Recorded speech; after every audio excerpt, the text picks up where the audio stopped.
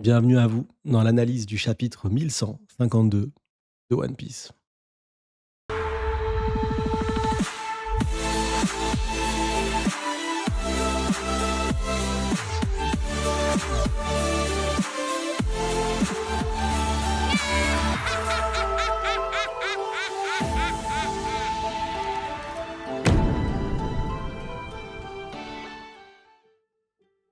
Une terrible journée, c'est parti. Le chapitre commence par, Yamato, donc on continue sur Yamato. Hem, Ça reste plutôt calme. Là, actuellement, elle a rendu le chapeau, fait par, Otama. Mais est-ce que réellement ça nous intéresse? Bon, la vraie réponse qu'on attend, pour moi, c'est: est-ce que son crew va augmenter? Actuellement, elle a 2 Tobiropo dans son crew. Est-ce qu'elle va en avoir d'autres? Est-ce qu'elle va faire, comme Oden, une nouvelle escouade sans réellement que ça soit sa propre volonté? Est-ce qu'on va avoir King ou pas? Les mini-aventures de Yamato ne sont potentiellement pas finies. On verra du coup au prochain chapitre si ça continue. Si ça continue malgré la fin de la quête du chapeau, alors, alors j'espère revoir King. Je sais pas vous. Dites-moi en commentaire ce que vous attendez réellement de Yamato. Mais j'espère avoir soit des Tobiropo qui rejoignent son crew, soit directement King, qu'on puisse rien que le revoir. Je veux juste le revoir. Il y a des personnages comme ça qui nous marquent, il y a des personnages qui nous fait kiffer comme ça, et King en fait partie. King en fait partie et il a une place à part dans l'œuvre. C'est un Lunaria. Il a un rôle du coup très important de par sa race et de par le flashback qu'on aura quand on apprendra ce qui s'est réellement passé avec ses congénères. Mais je veux le revoir. Je veux le revoir. C'est le personnage qui a monté Zoro à un niveau stratosphérique. C'est l'ennemi le plus violent qui a eu à affronter Zoro depuis le début de son aventure. Euh, euh, En tant que 1v1 pour gagner derrière, hein. Je ne parle pas de Shabaudi ou d'autres éléments. Je parle vraiment en un contre un où tu as obligation de gagner. Bah, c'est King. Ça a été un personnage très important. Donc j'espère sincèrement le revoir. Désolé pour les fans de Queen. C'est pas qu'il m'intéresse pas, mais là, il m'intéresse plus trop. Je l'aime bien, hein, mais laisse-nous King, s'il te plaît. Sinon, retour à Elbaf dans cette aventure. Ça y est, on voit leur ascenseur. Du coup, ces escrocs, tout est en bateau.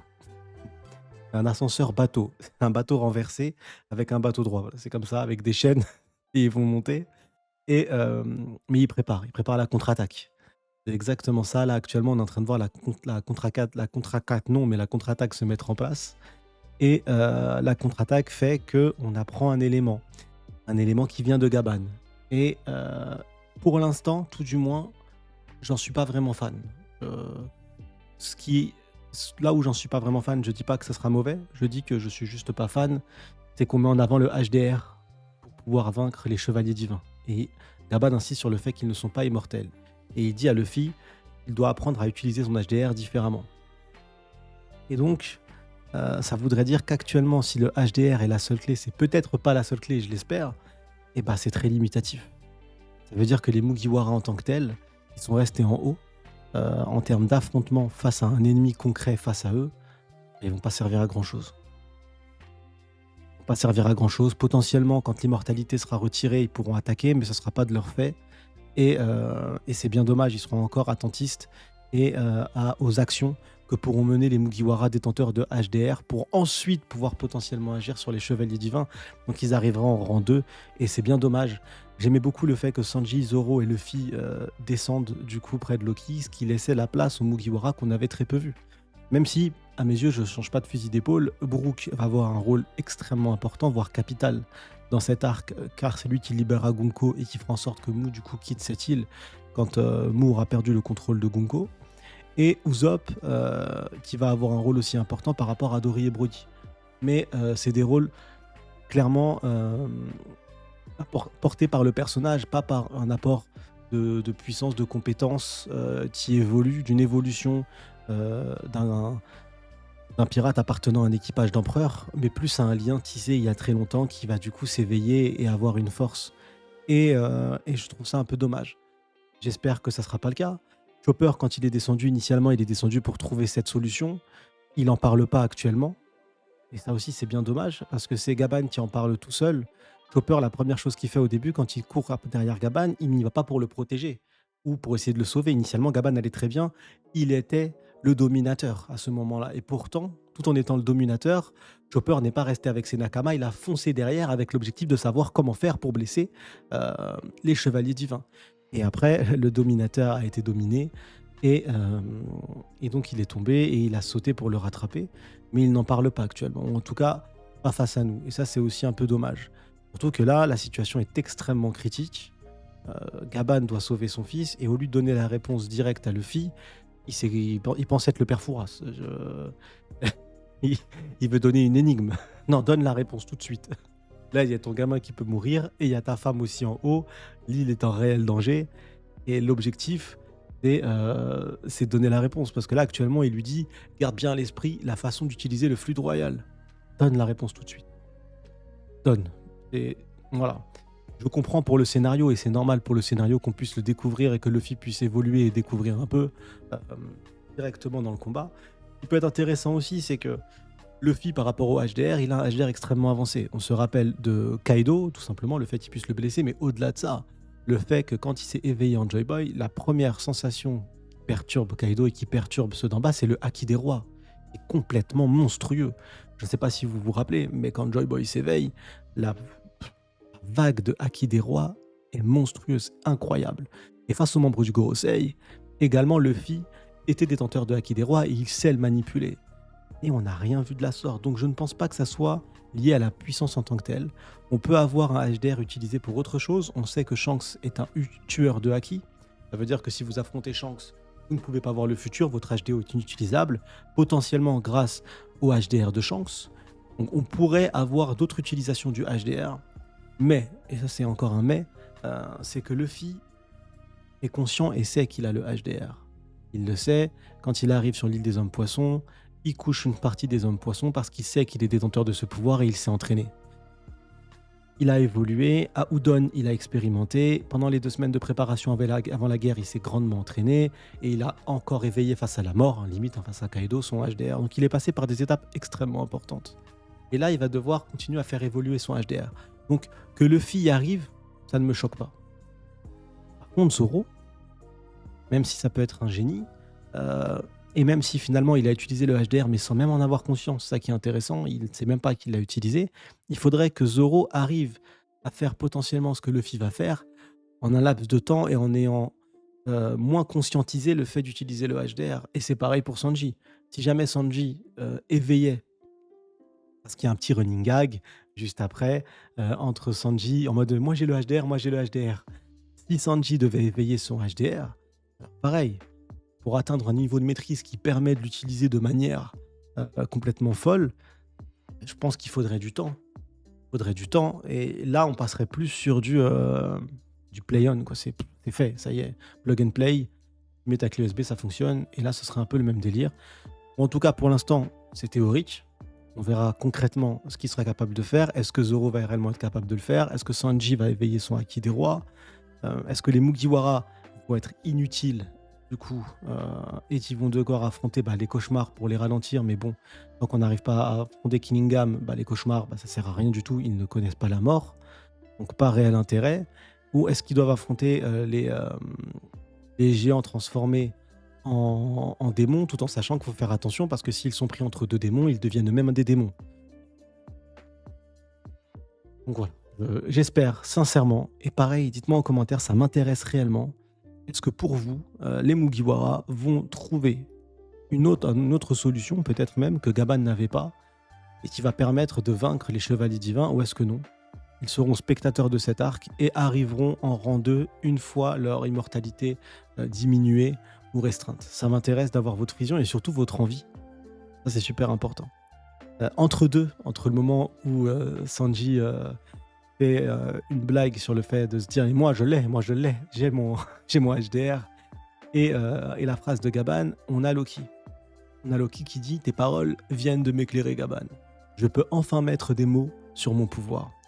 Je pense qu'on n'a aucun doute sur le fait qu'il soit détenteur du HDR, j'ai pas de doute là-dessus. Il y a des personnages comme ça où on n'a pas de doute. Katakuri, quand il a popé la première fois et qu'on l'a vu, pareil, le fait qu'il ait le HDR, on s'est pas dit oh, il a le Haki des rois lui, non, c'est une évidence. Loki fait partie des personnages où tu sais que c'est une évidence. J'ai pas besoin de me dire ça sort d'où. pense qu'on est tous d'accord là-dessus. Et il parle d'une phrase qui, du coup, je pense, on peut avoir des explications et un point de vue différent. Il dit: «Étant donné mon expérience, je suis certain de pouvoir venir à bout des chevaliers divins». Il parle de quelle expérience? Est-ce qu'il a déjà affronté des chevaliers divins par le passé? Ou est-ce que non, il parle du fait qu'il a été menotté récemment et qu'il les a confrontés? Et surtout, ce qui est intéressant sur cet aspect-là, qui n'est pas à négliger, c'est que c'est un détenteur de HDO d'un niveau qu'on n'a encore jamais vu. Actuellement, le HDO de Loki, à mes yeux, c'est le HDO le plus impressionnant vu de ce jour. Il y a peut-être d'autres personnages qu'on connaît qui ont HDO plus impressionnants, mais on ne les a pas vus en action. Il est capable de voir le visage de Shamrock et de voir qu'il ressemble au visage de Shanks sans avoir la vue, juste avec son HDO. C'est dire. Et pareil pour Luffy dans le chapitre précédent, qui dit: «Ah, je ressens la présence de Chopper. Comment j'ai su que c'était Chopper?» Loki, lui, savait où est-ce qu'ils étaient tombés. De l'autre côté de la montagne. Donc il a un HDO monstrueux. Et, et donc avec ce HDO monstrueux, potentiellement, le peu de contact qu'il a eu avec eux leur a permis de comprendre. Sinon, autre possibilité, il les a déjà affrontés et du coup, il les a déjà blessés, il a déjà réussi à les blesser et les mots de Gaban font en sorte que Loki se dit: «Bah, ah, ok, c'est plus clair. Maintenant, je comprends comment j'ai réussi à les blesser à l'époque». Il y a deux écoles. Pareil, dites-moi, actuellement, on n'a pas de réponse. On peut que théoriser. Vous savez, sur la chaîne, j'adore être pragmatique au possible, même si des fois, être trop pragmatique peut amener à l'erreur, mais je préfère rester vraiment dans une notion très pragmatique du sujet. Et, et on avance, du coup, avec Sanji. Je pense que oui, Sanji sera un détenteur du HDR. Le seul dommage à cette réflexion, ce qui est réellement dommageable, je trouve, c'est que on va penser que Sanji est détenteur du HDR, pas par rapport à Sanji, pas par rapport à des actes qu'on a vus de lui dans le passé, mais par rapport à un biais d'une personne tierce qui est Gaban. C'est Gaban qui nous fait dire du coup que Sanji a le HDR parce que Gaban a le HDR, que Luffy, le futur roi des pirates, et que Gaban était une des ailes du roi des pirates, tout autant que les Sanji, qui se ressemblent aussi énormément de par leur caractère de lover. Donc c'est des ressemblances des personnages plus que des actions. Contrairement à Zoro, où on peut se dire peut-être qu'à Alabasta, quand il affronte Mr. One, il avait du coup déjà éveillé le Haki quand il décide de tout couper ou de ne rien couper. Et avec les mots de Kaido et là actuellement le fait qu'il transpire le HDR, Ashura potentiellement, la première fois qu'il a fait Ashura à Enies Lobby, c'était potentiellement du HDR, sans même s'en rendre compte. Donc on a des éléments dans le manga, on se dit, bah ah, il aurait pu. Sanji, on n'en a pas. Donc si jamais vous en avez dans le manga, bah, dites-les moi. Ça peut être grave intéressant. J'ai beau réfléchir, j'arrive pas à trouver un moment où on peut le penser. Donc il va falloir qu'il l'éveille. Comment est-ce qu'il va l'éveiller? Dans quelle situation? Dans quel contexte il va le faire? Mais je vois pas un monde où Sanji n'a pas le HDR. Je ne vois pas. Et la phrase où il y a comparaison avec Jinbei ne dit pas que Jinbei possède le HDR. Il part du principe de la prime. Il a été du coup mis derrière alors qu'il a fait des faits beaucoup plus importants à Onigashima. Il a vaincu du coup Queen pendant que Jinbei a vaincu Uzu. Et forcément, parmi les faits d'armes, Sanji aurait dû avoir une prime supérieure à Jinbei, surtout que Sanji est plus fort que Jinbei. Mais il n'a pas été respecté, le pauvre. C'est comme ça. Et ça continue, parce que ce chapitre, il est plein de révélations, il est plein de claques qu'on prend derrière la nuque, on est sonné. Luffy dit cette phrase: «Rejoins mon équipage» à Loki. C'est une phrase qu'on a l'habitude d'entendre, mais ça fait très longtemps qu'on n'a pas entendu. Extrêmement longtemps. Yamato, c'était l'inverse. C'est Yamato qui voulait rejoindre son équipage, c'était totalement différent. Luffy, à la fin, lui a dit: «Mais tu viens avec nous, qu'est-ce que tu fais?» Elle a décidé de rester pour des raisons... Mais passons. mais, mais Luffy, en tant que capitaine, en tant qu'empereur, demande à Loki de le rejoindre. Alors, et surtout derrière, il y a la réaction de Zoro et Sanji qui ressemble extrêmement aux réactions des Mugiwara quand Luffy avait proposé à Brook de les rejoindre. Ils ont dit: «Mais t'es malade, t'es complètement fou». C'est un peu le même principe. Et ce qui est intéressant dans les mots de Sanji et de Zoro, c'est qu'en fait, leurs mots même, c'est exactement ce que vont dire les fans. C'est-à-dire: «Mais il est trop grand pour le navire. Comment est-ce qu'il va voyager sur le navire? Ça n'a pas de sens, c'est un géant antique. Comment est-ce qu'il peut rejoindre les Mugiwara?» Bah, de cette folie-là, je vous dirais que c'est possible. Je dis pas que c'est ce qui va se passer, on verra bien. Mais que Oda À l'impossible, nul n'est tenu, sauf Oda. Oda, ça se trouve, là, il s'est piqué tout seul. Il s'est dit: «Ah bon? Ah bon?» C'est lui qui a écrit le texte, hein. Il a dit: «Rejoins mon équipage». Il a fait dire à Zoro et Sanji: «Il y a pas de place» et il a répondu lui-même. Il s'est dit: «Ah bon, il y a pas de place? Moi, je suis pas capable de le faire». Pas pourquoi, mais moi, je le vois assez fou pour réussir à le faire. Je Un Loki dans l'équipage, ça serait l'équivalent d'un Oden. Je m'explique. Oden, on est d'accord que le lien fort, il est avec Yamato. Aucun doute là-dessus. La seule différence, c'est que là, Loki, s'il rejoint un équipage d'empereur quel qu'il soit, actuellement, en supputant qu'il a une puissance monstrueuse au vu des propos de Gaban et au vu de la hype qui entoure le personnage, ce serait un personnage qui serait plus fort que les capitaines, que les seconds empereurs. Un personnage qui se situerait entre le second empereur et extrêmement proche du capitaine, extrêmement proche. Au point où Oden, à la fin de son aventure, pouvait rivaliser avec du Barbe Blanche ou du Roger, euh, d'après les dires du narrateur. C'est vrai ou pas, chacun se fera son propre avis, mais Oden était un monstre, un extraterrestre qui a combattu Kaido toute une nuit, mais pas Kaido seul, Kaido avec toute son armée, alors qu'ils étaient 10 et il allait tuer Kaido. C'est la vieille qui a fait en sorte de manipuler la situation, mais sur le coup, il allait vaincre Kaido en étant en infériorité numérique et il a traumatisé à vie Kaido. Kaido, il fait des cauchemars de Oden et il est tétanisé et il a encore mal. La cicatrice d'Oden lui fait encore mal. Donc Oden, je sais que souvent les gens ont l'habitude de désévaluer un personnage qui est passé parce qu'il est passé. Non, Oden est un monstre et il fait partie des êtres les plus puissants qui nous ont été permis d'être comptés dans l'histoire de One Piece. Et donc j'ai l'impression que Loki il peut avoir ce rôle-là, ce rôle de monstre. Maintenant, oui, il y a un problème de logistique. Est-ce que ça va être sympa de suivre les Mugiwara avec un géant comme ça antique au loin qui suit le navire ou qui marche à côté? Est-ce que Franky va réaliser un truc immense pour lui, rien que pour lui à côté? Mais bon, ça ferait bizarre. Je pense qu'on perdrait un petit truc. Donc, pour le Tif, c'est sympa. Et pour le fait, en fait, c'est pour l'impossible que ça rend la chose sympa. Ouais, c'est plutôt ça. C'est le fait de se dire que Luffy l'a proposé déjà. Le fait de se dire que c'est pas possible, alors on veut le voir. Je sais pas vous, je sais pas si vous comprenez ce que je veux dire, mais le fait que ça semble tellement gros et tellement impossible que on a envie que ça le devienne. On a envie que ça le devienne. Surtout que pour moi, Loki, il a plus sa place à Elbaf. Il devra quitter Elbaf à un moment, à la fin de cet arc. Je le vois pas rester à Elbaf. C'est Ashruddin qui deviendra le futur roi d'Elbaf, mais je vois pas ce personnage-là. Même s'il a porté un fardeau sur lui extrêmement fort, je ne le vois pas devenir le roi et Ashruddin qui le seconde. Peut-être que c'est ce qui se passera à la fin quand on verra exactement Loki, mais je sais pas. Je trouve que ce personnage-là doit prendre la mer, doit partir. Est-ce que c'est en compagnie ou pas de Luffy? À voir. Et Ashruddin, du coup, ne laisse pas, malgré la demande, la libération se faire. Et il y a Gaban qui réintervient encore. Et Gaban dit retire les chaînes à Loki. Et c'est là qu'on apprend que Shanks était présent. Et ça, je vous casse la tête avec ça depuis le début de l'arc. Depuis le début de l'arc, je vous dis, c'est l'arc de Shanks.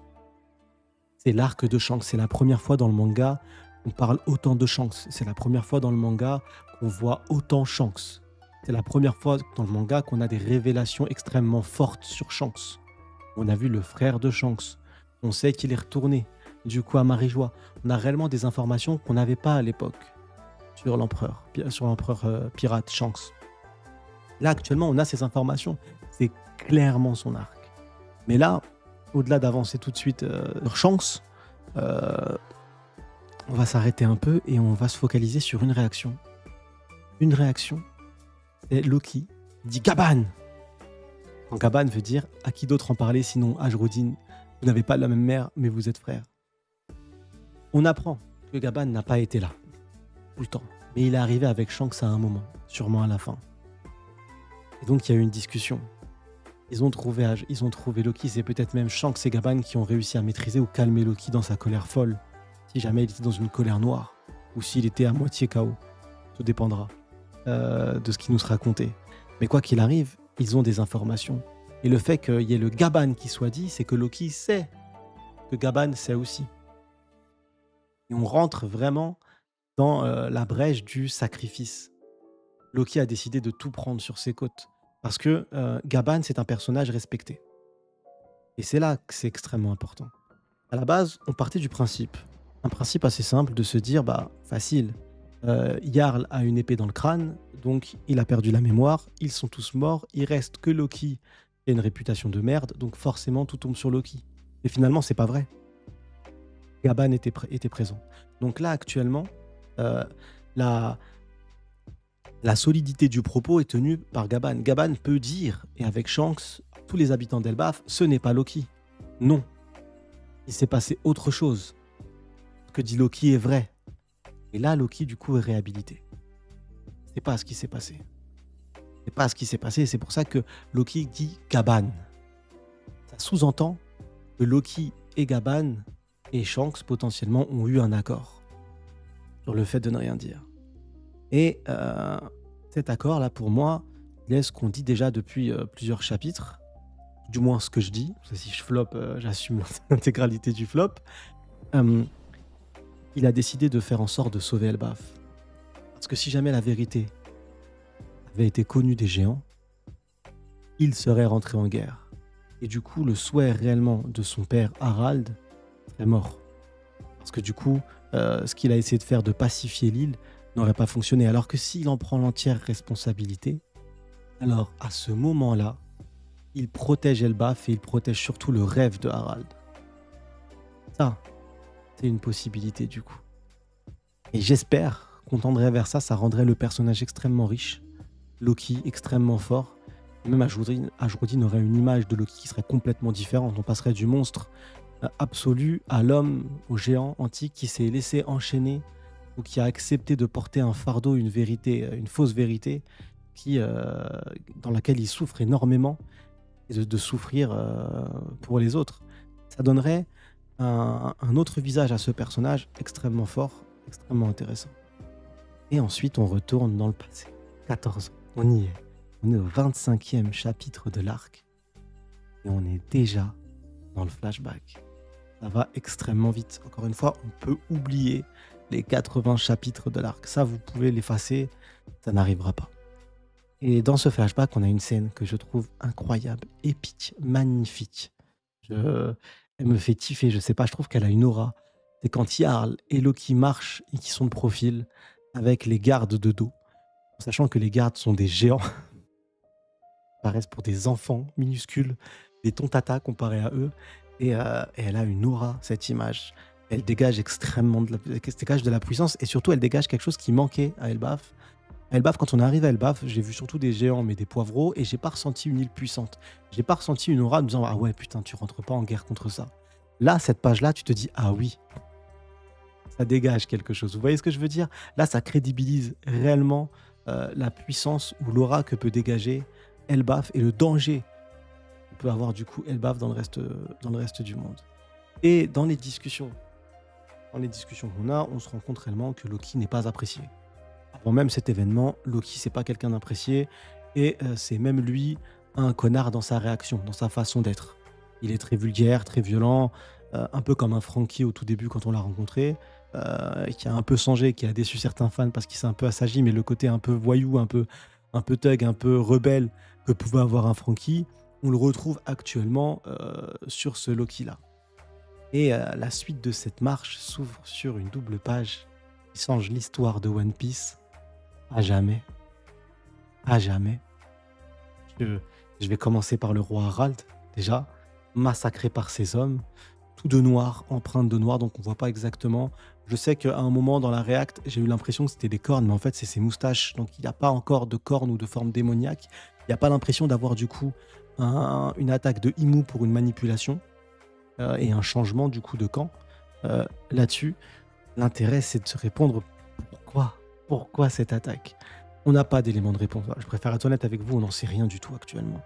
On n'en sait rien, il y a une infinité de possibilités tout de suite. On va continuer à découvrir le flashback et on aura des éléments de réponse et à ce moment-là, on les analysera et on se dira ah, c'est peut-être pour ça ou ça vient peut-être de là. Mais ça risque d'être grandiose, ça risque d'être énorme. Et Jarl est complètement choqué, en état de choc. Soit c'est un acteur absolu et ceux qui sont du coup mandataires de la théorie qui veut que Jarl soit derrière tout ça et que Jarl en fait voulait la mort de Harald, un acteur de très haut niveau.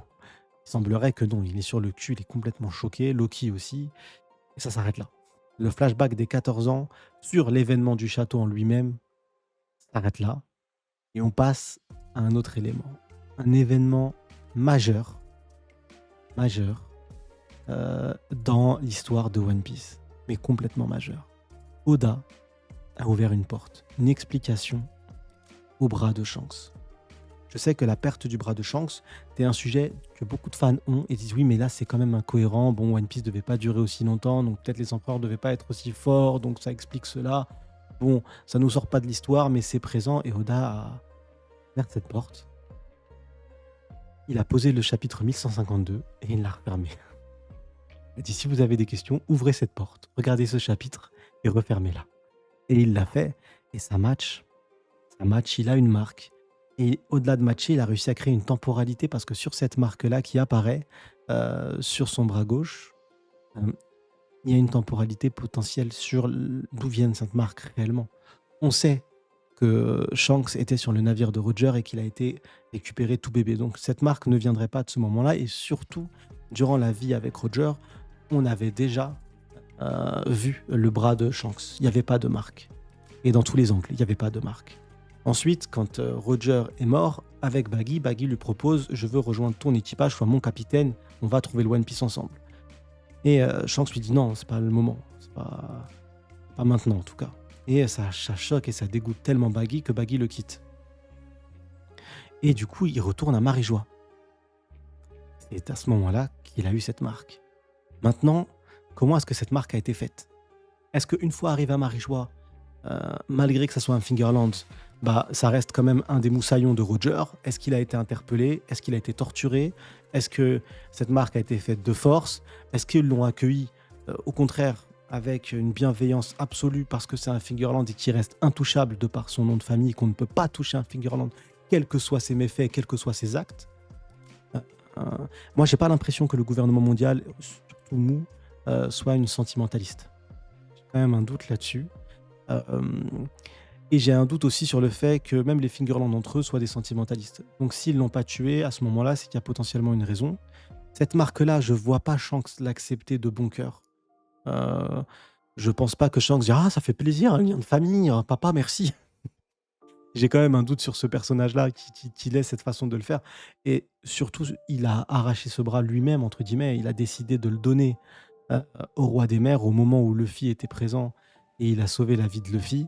Euh, et à ce moment-là, il sacrifiait et surtout, ça fait référence au chapitre du coup du flashback à Wano Kuni à la fin, quand on voit Shanks récupérer le fruit du démon et on voit Shanks sourire juste avant de se faire mancher le bras. J'avais déjà soulevé cet élément-là durant la Cross Guild à l'époque.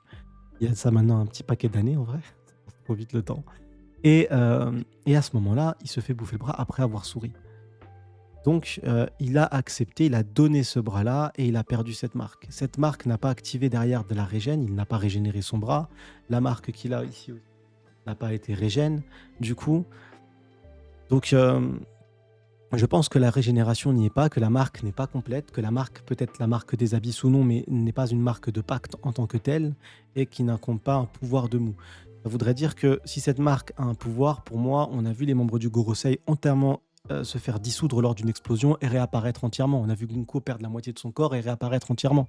Donc je pense que s'il y a un pacte avec Mou, c'est qu'il y a une utilité. Tu es utile à Mou, donc Mou ne te laisse pas.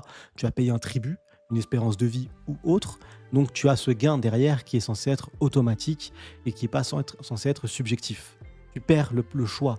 Tu as donné ton espérance de vie, tu es devenu immortel, mais tu as perdu le choix de l'être ou de ne pas être. Tu es soumis à Mou. Et pour moi, Shanks, de par son HDR, de par sa position, c'est un être qui n'est pas soumis, c'est un être qui a choisi de ne pas l'être.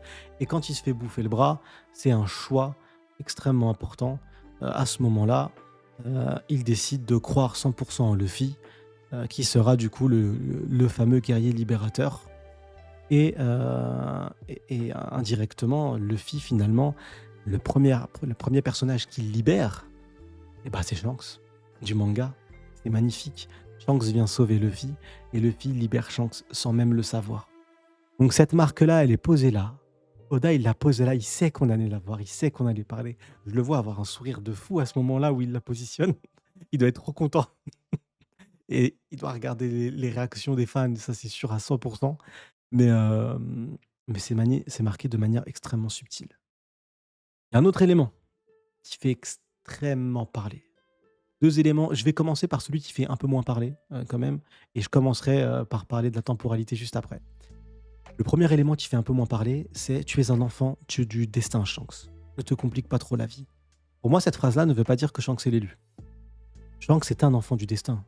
Shanks a été récupéré, à God Valley sans même le vouloir, sans même le savoir, par, Roger, l'ennemi ultime juré du gouvernement mondial à l'époque, car c'est lui qui a trouvé le One Piece, le seul en 800 ans, et il l'a fait à l'aide d'un Fingerland. C'est incroyable. Et ça, c'est pas un destin de fou, et c'est ce même pirate, Shanks, du coup, sa vie a totalement changé en retrouvant, en montant sur le navire de Roger sans même le vouloir à travers le coffre, qui est retourné à Marie-Joie et qui lui-même a décidé de retrouver le fruit du démon, du coup, de Nika, et de le shipper au gouvernement mondial. Enfin, de shipper. Shipper. Shopper? Shipper. Je sais plus. Dites-moi en commentaire. Et, et oui, forcément, c'est un enfant du destin, Shanks. Comme tant d'autres dans l'œuvre.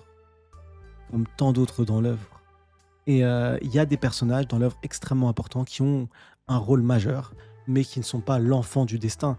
Et c'est super important parce que ça rentre en résonance avec le retour de Joy Boy sur Wano Kuni. Je m'explique. Oden. Que dit Oden?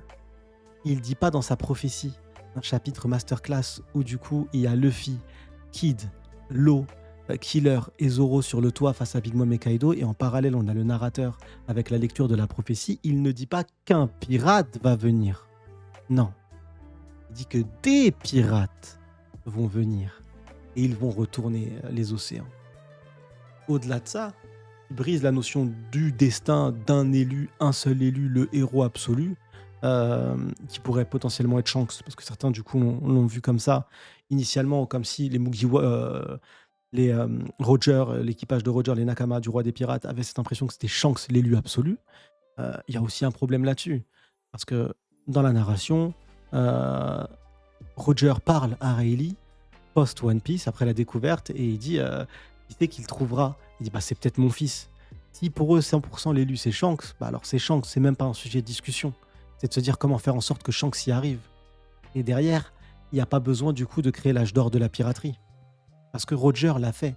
Il a créé l'âge d'or de la piraterie, il s'est sacrifié, c'est son action qui fait qu'il y a des pirates qui ont retourné les océans et qui a fait réaliser du coup la prophétie qui est énoncée par Oden. Vous voyez le propos? C'est beaucoup plus large. Donc oui, c'est un enfant du destin parmi tant d'autres qui ont bouleversé les codes et qui ont retourné, qui ont réalisé l'impossible et qui font qu'actuellement, dans le monde de One Piece, il n'y a plus d'équilibre des forces et qu'on se dirige tout doucement vers la grande purge, vers l'ultime bataille, vers la destruction du monde. Donc, pour moi, c'était important, ce sujet-là, et surtout, c'était extrêmement important d'attendre la traduction du dimanche. Je remercie vraiment beaucoup les refs qui font les trades le jeudi. Je le fais à chaque lecture de chapitre, mais ils n'ont pas autant d'informations que ceux qui ont la trad officielle. Ceux qui ont la trad officielle, ils reçoivent en plus des annotations et ils reçoivent des planches de qualité. Les gars qui font les trades du jeudi font du mieux qu'ils peuvent. Ils reçoivent des documents qu'ils doivent cleaner. Ils font de la trad pure. Ils n'ont pas d'annotation à côté. Et ça fait une grande différence. Donc, pendant des chapitres comme ça, pour réellement analyser et éviter de tomber du coup dans une erreur, une analyse qui serait faussée à cause d'une erreur de trad, je pense le mieux c'est d'attendre du coup le dimanche. Deuxième point, c'est une longue réacte, hein. C'est une longue analyse, mais c'est pas de ma faute, c'est le chapitre qui est complètement fou. La temporalité. Ah, c'est un sujet qui divise, hein. Il divise. Sur Twitter, ça divise. Sur Twitch, ça divise. Dites-moi en commentaire, vous, sur YouTube, si ça vous divise ou pas. Mais là, juste une phrase, qui du coup rentre en écho avec des éléments précédents. On s'était pas baigné ensemble depuis des lustres. Ça faisait quoi? 3, 4 ans? Tu plaisantes. Ça fait déjà 10 ans que le capitaine est mort. Donc il y en a, ils sont partis du principe simple de se dire 3,5 fois... et c'est 3, ils ont fait un calcul très simple, 10 divisé par 3,5. Aussi simple que ça. Donc tu fais ton calcul comme ça et tu te prends pas la tête. est-ce qu'on peut réellement calculer de la sorte? Pour moi, c'est un problème. Et là, c'est un bourbier. Chaque œuvre, quand on parle sur des voyages dans le temps, sur des temporalités diverses, on rentre dans un bourbier monstrueux. Parce que chacun va avoir une compréhension différente. Là, on te dit, il faut, pour qu'il se passe 10 ans à l'extérieur, il faut qu'il se passe 3 ans et demi, en gros, au sein d'Elbaf. Mais est-ce que c'est juste une impression, est-ce que c'est juste un ressenti, ou est-ce que c'est concret, c'est la donnée qu'on nous donne? Parce que euh, tu Arnott, au début, il nous dit attention, ne restez pas trop longtemps sur cette île. Shanks dit ah, je suis resté trop longtemps sur cette île, je m'en suis pas rendu compte parce que j'ai retrouvé mes potes, ça fait longtemps. Mais il faut qu'on parte. Du coup, on est resté trop longtemps sur Wano, sur Elbaf. On a des éléments comme ça dans l'œuvre, avec Mou qui apparaît, qui dit vous êtes resté beaucoup trop longtemps, alors qu'en fait, ils viennent d'arriver quelques heures qui sont présents. C'est même pas une journée complète qui sont présents, ça fait quelques heures qui sont présents pour réaliser le fait d'unir, pas d'unir les géants, mais de faire en sorte que les géants s'unissent au gouvernement mondial. Pas une mission qui nécessite non plus un quart d'heure. Donc c'est vrai qu'il y a des éléments qui te font penser grandement de se dire, bah, à l'extérieur, le temps passe différemment. Mais il y a Dori et Broggy, il y a l'âge de Jarl. Donc ça voudrait dire que le temps passe différemment, mais les géants en ont conscience de ce temps qui passe différemment, donc ils se sont basés sur une temporalité unique du monde. Donc quand on te dit 400 ans, bah en fait c'est 400 ans complets, ça équivaut à 400 ans pour un humain, pareil, en termes de vie, mais que si la Elbaf, tu ressens les 400 ans différemment, c'est un bourbier. C'est un bourbier total. Le problème de la dilatation du temps, euh, le ressenti, pourquoi pas, et encore c'est compliqué. La dilatation, c'est compliqué, ça voudrait dire que Gaban, quand il y est, bah lui, il n'y a pas de différence, parce que c'est un homme, il est sur cette île, il a ressenti l'impression d'avoir vécu 3 4 ans, mais il est aussi vieux que Rayleigh, donc en termes de temporalité, tu n'as pas l'impression que ça l'a impacté différemment. Donc quand on arrive sur une règle avec des conditions, c'est compliqué. Parce que ça voudrait dire que là, on partirait sur un principe de se dire que la temporalité est différente, mais malgré, voilà, on dit un malgré que la temporalité est différente, vous vieillissez normalement ceux qui sont à l'extérieur. Donc ça voudrait dire que je vous donne un propos assez simple. Et un jour, imaginons qu'un jour passé sur Elbaf, ça équivaut à 3 jours passés à l'extérieur d'Elbaf. Ça voudrait dire que tout en sachant qu'il y a 3 jours d'écart entre Elbaf et le reste du monde, eh ben, la personne a vieilli de 3 jours en vivant une journée. Ce serait ça du coup. Mais il a vécu qu'1 jour. Mais il a vieilli 3 jours. Il faudra l'expliquer bien, proprement, parce qu'il ne faut pas oublier que One Piece, ça reste un shonen. Donc à la base, la cible principale, même si elle est multi-cible, la cible principale, ça reste des adolescents. Donc il faut que ça soit accessible et compréhensible facilement sur des adolescents, surtout que là on parle d'un élément majeur, on parle de la fin du manga, on parle d'un arc majeur et important dans la fin du manga. Donc personnellement, j'attends réellement des explications. Actuellement, on peut que supputer, on peut que essayer de trouver des explications. Est-ce que cette temporalité a réellement un facteur de multiplication assez simple? Est-ce qu'elle serait pas variable? Est-ce que le temps ne varierait pas selon certaines choses qui se passent dans l'île? Est-ce que c'est pas modulable?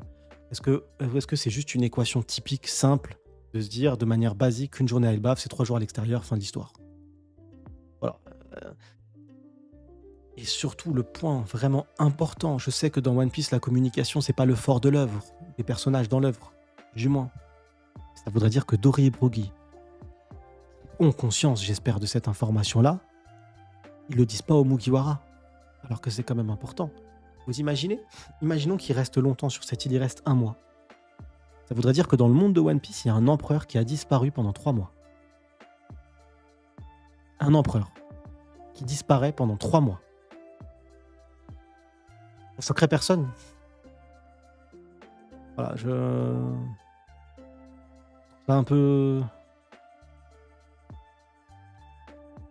bizarre. Voilà. Un peu bizarre. Luffy aura l'impression d'avoir vécu qu'un seul mois, donc lui ça va. Mais à l'extérieur, ils diront bah on n'a pas vu Luffy depuis 3 mois. Mais Luffy aura vieilli de 3 mois. Donc quand ils vont voir Luffy, il aura le même âge que il devrait avoir, mais ils se sont dit bah ça fait 3 mois, on l'a pas vu. Il faudra qu'Oda arrive à bien expliquer la chose. Super important. Il a son idée en tête, hein, ça, j'ai une confiance absolue au personnage, j'ai aucun problème là-dessus. Mais vraiment, ce qui m'interroge, c'est comment l'expliquer facilement. Donc voilà, ça c'est un sujet super important. Si en commentaire vous avez l'explication, lâchez-moi un pavé pouah, énorme avec l'explication. J'en ai besoin. J'en ai besoin. Bon, durant cet acte-là, durant les 14 ans, on retourne rapidement au château, mais pas pour voir réellement ce qui s'est passé, mais pour voir ce qu'on sait déjà. Descartes se faire massacrer et tuer, ça on le sait. Jarl se faire planter le crâne, ça on le sait. Là, il y a autre chose. C'est rajouté. Voici le fruit du démon défendu, transmis à Elbaf de génération en génération. Il a été volé. Là, ça change tout. Parce qu'initialement, on pensait que on l'a tous supputé fortement que c'était Loki qui l'avait mangé. Est-ce que c'est réellement Loki du coup? Qui est ce personnage-là? Est-ce que c'est un membre du gouvernement mondial qui a piqué le fruit? Est-ce que c'est un chevalier divin qui a piqué le fruit? C'est très bizarre parce qu'il aurait pu utiliser le marque des abysses et partir avec un Marie-Joie. Est-ce que c'est un personnage qu'on ne connaît pas, qu'on va apprendre à découvrir dans le flashback de Harald, qui commence juste après? J'en ai aucune idée. J'en ai aucune idée parce que actuellement personne ne peut le savoir. On peut supputer, il y en a qui penseront même à Ajrodin, c'est sûr, en se disant bah Ajrodin il voulait être roi, il voulait un fruit du démon, donc là il s'est dit qu'il allait le piquer entre temps, mais je suis pas fan de l'idée que ça soit Ajrodin personnellement. Euh, le frérot Rio a une idée, c'est le fait que ça soit un personnage qu'on ne connaît pas encore, un personnage qu'on découvrira durant l'arc d'Harald, durant le flashback d'Harald, et je trouve ça intéressant que ça soit ça. Et surtout son idée, du coup, que je vais expliciter là, c'est de se dire que le gouvernement mondial est en colère. Mou dit que c'est à cause de la faute à Harald, et pareil, même principe pour Sommer, c'est Harald a tout gâché. Harald a tout gâché parce que Harald ne devait pas mourir. Ils avaient un plan, le plan a échoué parce que Harald est mort. Et donc maintenant, ils sont dans cette situation compliquée à cause de Harald, parce qu'il est mort. Et pas tué par le gouvernement mondial, tué par une tierce personne qu'on va découvrir. Voilà, dites-moi en commentaire ce que vous en pensez. C'est pas ma vision de base, même si je suis dans le train. C'était pas ma théorie, c'était la théorie du frérot Rio. Donc à voir si elle sera explicitée. Elle va être extrêmement longue, cette review. Je suis désolé, mais il y a trop de choses à dire. Derrière ça, le fruit du démon. Est-ce que ce serait pas le Nika Nika de Joy Boy du coup? Petite histoire, je compte, il était une fois. Le fruit du démon est volé par une tierce personne. Le fruit du démon quitte Elbaf. Loki veut retrouver ce fruit du démon. Loki et Shanks aussi du coup quittent Elbaf. Sauf que Loki, pour retrouver ce fruit du démon, il agit comme un vrai monstre. Il massacre tout, innocent ou pas, sur son passage. Shanks l'arrête. Il lui dit t'es en mode opératoire là, c'est pas le bon mon gars. C'est ça qu'il le tue pas finalement. Il sait que c'est pas un mauvais gars, mais il s'y prend mal. Il l'arrête. Mais Shanks derrière va retrouver la trace de ce fruit du démon et va le récupérer. Il récupère ce fruit du démon. Il finit à East Blue, le fruit du démon est mangé, Luffy vit ses aventures complètement dingues, il éveille et après l'éveil, il rejoint Elbaf et il vient sauver l'île d'Elbaf avec ce fruit légendaire éveillé. Ce serait beau. Maintenant, il y a un problème à ça. Le problème, c'est les membres du Gorosei. Quand les membres du Gorosei parlent du coup de l'éveil de Nika, ils te disent que ce fruit du démon a une conscience et qu'il leur échappe depuis longtemps. Alors, enfin, il n'a pas échappé depuis longtemps, vu qu'en fait, il était bloqué dans une cave à Elbaf depuis des siècles. Ça reste problématique là. Il y a un petit souci là-dessus. Donc ça casse un peu le truc parce que finalement le fruit il aurait fait un peu comme dans le Seigneur des Anneaux, il a sa conscience, il fuit dès qu'il veut pas être attrapé par qui de droit et il a même lui appelé en soi Luffy. Je pense que quand Luffy était prêt, il a fait en sorte qu'il le bouffe parce qu'il partage exactement les mêmes rêves, hein, c'est les réceptacles des rêves, donc il peut ressentir les rêves des gens, et il a ressenti que c'était exactement les mêmes rêves que Roger, exactement le même rêve que Joy Boy, donc il s'est laissé manger directement. Voilà, dites-moi en commentaire, c'est peut-être pas ça du tout, hein, à voir du coup, mais c'est vrai ça a un problème, cette théorie, à cause de ce foutu membre du Gorosei. Sans ses propos, j'aurais été dans le train à 5000%. Là maintenant, le train, il a du mal, il est à cause de ces mots-là. Et on finit par Harald. Et on remonte 109 ans en arrière. C'est trop hypant, parce qu'on connaît personne. À part Mother Caramel et Doctorine, on connaît personne. Bon, je parle pas des membres du Gorosei ou de Mou. Je répète, on connaît personne. On va découvrir de nouveaux personnages potentiellement extrêmement puissants. On va découvrir des histoires. C'est vraiment nouveau en fait. On découvre un aspect totalement nouveau de One Piece. Et ça, tellement un kiff. C'est tellement un kiff. C'est incroyable. Et j'adore le narrateur, comment il tourne. L'écriture, il décrit le personnage. En plus, on revoit Dory et Broggy plus jeunes. Trop marrant. Et il explique, il dit: le roi Harald, souverain d'Elbaf, intronisé à seulement 45 ans, 15 ans en âge humain, était une immense, formidable ordure. Et c'est très marrant. Maintenant, il y a deux écoles. Il y a ceux qui vont penser que Harald, bah, c'était juste une ordure et ça a toujours été une ordure jusqu'au bout. Et moi, je pense pas. Je pense que Harald était une ordure. Il avait 15 ans en âge humain. Donc là, il le met bien 15 ans en âge humain pour montrer qu'il était jeune. Et, euh, et je pense que c'était, mais qu'il va voyager. Et que le voyage forge du coup les gens. Il va grandir. Et qu'il va changer, en fait. Il va changer. Et le monstre qu'il était, et bah, finalement, c'était plus vraiment un monstre. C'était plus vraiment un monstre. De toute façon, il y a deux possibilités. Soit c'était vraiment un déchet absolu, et dans ces cas-là, il avait un vrai accord avec le gouvernement mondial et ils se sont aidés entre déchets et son plan a échoué parce qu'il a été tué. Et ce qui serait encore plus fou, regardez la théorie de Zinzin. Mais là, vraiment le fou, c'est un fou de fou. Imaginez une seule seconde que Harald a été tué par un adorateur de Nika. Il y avait un autre adorateur de Nika au-delà de Kuma, il l'a tué parce que du coup, il était à la solde du gouvernement mondial. On ferme la parenthèse du fou. Mais je pense qu'il a changé. Et ce qui me fait dire qu'il a changé, c'est qu'il a discuté avec Shanks à Marie-Joie et que Shanks lui-même dit on n'a pas pu échanger de tous les sujets parce qu'on était à Marie-Joie. Donc j'ai hâte de le revoir à Elbaf. Et Loki, qui a un HDO monstrueux, aurait ressenti, je pense, que son père était réellement une merde au fond de lui parce que quand tu as un acquis de l'observation très important, tu es capable de ressentir les réelles intentions des gens. Donc pour moi, je pense que Harald était une ordure, mais qu'il a changé ensuite. Donc là, un flashback débute. On va s'attacher à Harald, on va le voir mourir, et on sera triste. C'est parti, j'espère que vous avez kiffé cet arc, ce chapitre-là. On se retrouve la semaine prochaine pour la React jeudi soir et l'analyse qui sortira lundi. Pareil, j'attendrai lundi encore parce que là, je pense qu'on a besoin de la trad officielle pour être sûr des mots qui sont employés et ça a énormément de sens. Et surtout, j'aimerais finir. Du coup, on dit Dora l'exploratrice avec Shipper arrête de shipper ou c'est quoi exactement? Dites-moi en commentaire pour de vrai de premier degré. C'est Shipper ou c'est Shipper arrête de... Putain, je sais plus. Salut les refs. Et la ratiboiserie, elle est à moitié plus trop finie. Ça va.